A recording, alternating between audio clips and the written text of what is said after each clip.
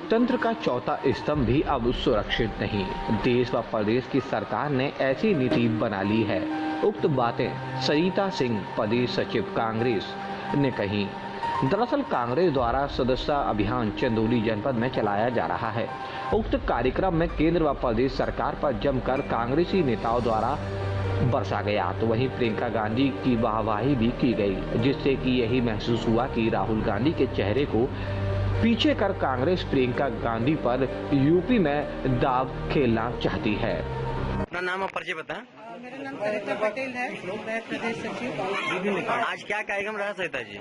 ये आज कांग्रेस पार्टी में आस्था रखते हुए चंदौली जिले के तमाम नौजवान साथी, सामाजिक कार्यकर्ता ये लोग कांग्रेस पार्टी की सदस्यता लिए और इनको पूरा भरोसा है कि कांग्रेस पार्टी लगातार जिस तरीके से सड़कों को उत्तर प्रदेश के संघर्ष कर रही है, तमाम लोगों को लेकर के, चाहे महिला उत्पीड़न का सवाल हो, नौजवानों के रोजगार का सवाल हो, किसानों का सवाल हो, इन सारे सवालों को लेकर के आगे भी ऐसे ही आंदोलन करती रहेगी।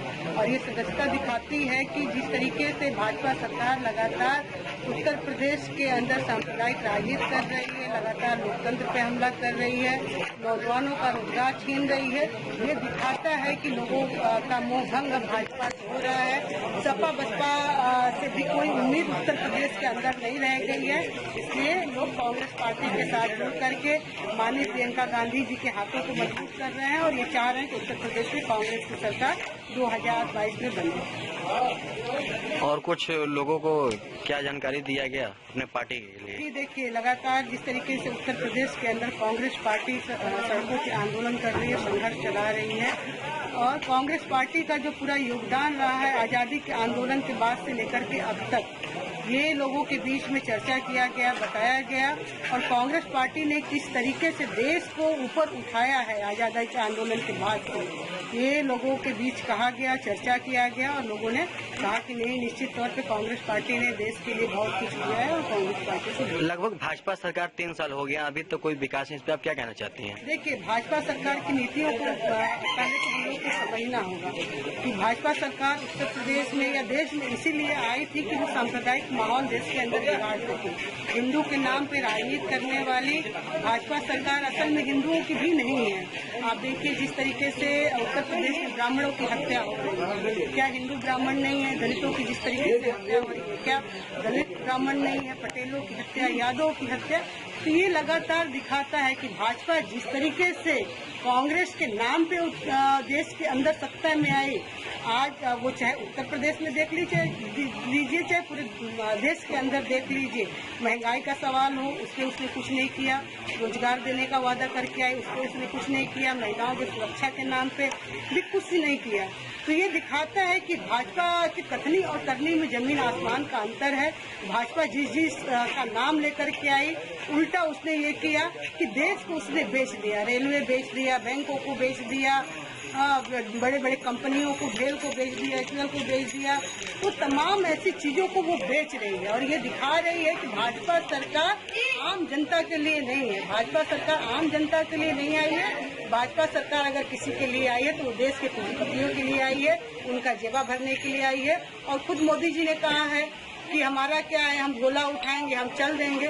तो सच बात है कि वो देश को इसीलिए बेच रहे हैं कि जिस दिन उनका झोला भरेगा वो उठा करके झोला चल देंगे, और हम जो गरीब जनता है, यहाँ के जो लोग हैं, मजदूर हैं, किसान हैं, वो खाली हाथ बैठे रहेंगे, उनके लिए कुछ नहीं होगा। लेकिन कांग्रेस पार्टी लगातार इनके लिए आंदोलन करेगी। आए दिन इस सरकार में पत्रकारों के साथ ऐसे हो रहा है, इस पे आप क्या कहना चाहते हैं? बिल्कुल, देखिए, जाहिर सी बात है कि इनकी सरकार में चाहे पत्रकार हो, चाहे पुलिस हो, चाहे सैनिक हो, कोई भी तो सुरक्षित नहीं है।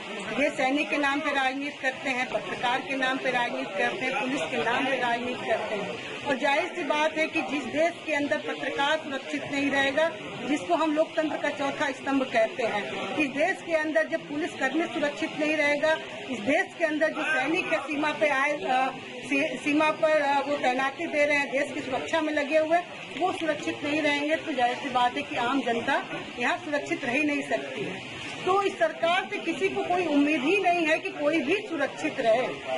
ये सही बात है कि कुछ जो है मीडिया कर्मी है वो भाजपा का गुणगान करने में पीछे नहीं हट रहे हैं। लेकिन आप देखिए कि उसी का नतीजा है कि आज पत्रकार भी बेचारे मारे जा रहे हैं।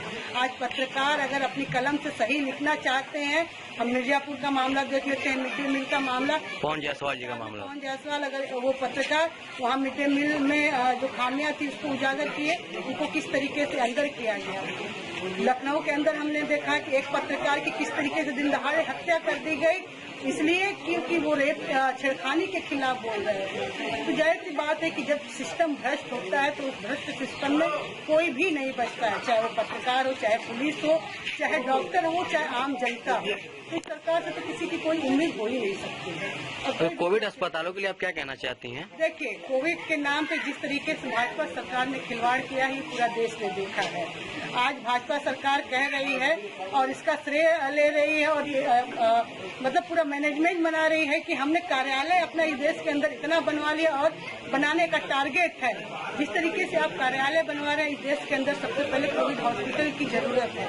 आप BHU में जाकर के देख लिए, चंदौली के अंदर अभी कुछ दिन पहले का वीडियो आप ही पता, L1 हॉस्पिटल का आप ही लोगों ने उजागर किया कि किस तरीके से वहाँ गंदगी है, दुर्व्यवस्था है। हॉस्पिटलों के अंदर जो है ऑक्सीजन की कमी है, वेंटिलेटर की कमी है, सफाई कर्मी नहीं है, वहाँ सफाई में दवाएं तक नहीं है। और ये हाल है हमारे देश के अंदर।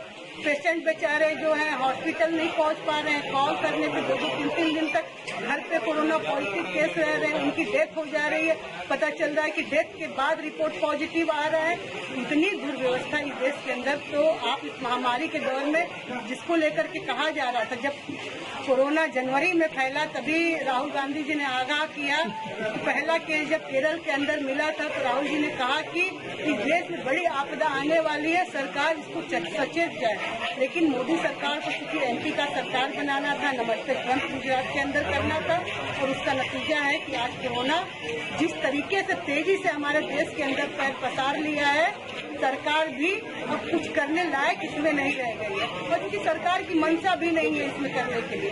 अगर सरकार की मंशा रही होती सच में कोरोना से लड़ने की, तो वो MP में जाकर के सरकार बनाने की कोशिश नहीं करती, राजस्थान में सरकार गिराने की कोशिश नहीं करती। तो ये दिखाता है कि भाजपा को सिर्फ अपने राजनीति से मतलब है, भाजपा को सिर्फ कुर्सी से प्यार है, सत्ता से प्यार है। हमारे आपके जीवन, भाजपा को जनता से मतलब नहीं है, बिल्कुल नहीं है।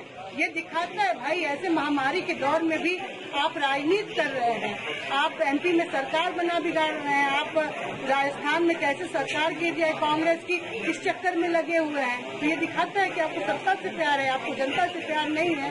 तो ये तो हर मामले में दिखा है, चाहे वो कोरोना का मामला हो, चाहे वो स्वास्थ्य, वो रोजगार का मामला हो, किसानों का मामला हो, महिला सुरक्षा का प्रश्न हो, लोगों के पत्रकार से लेकर के पुलिस कर्मी से लेकर के उनके सुरक्षा का मामला हो।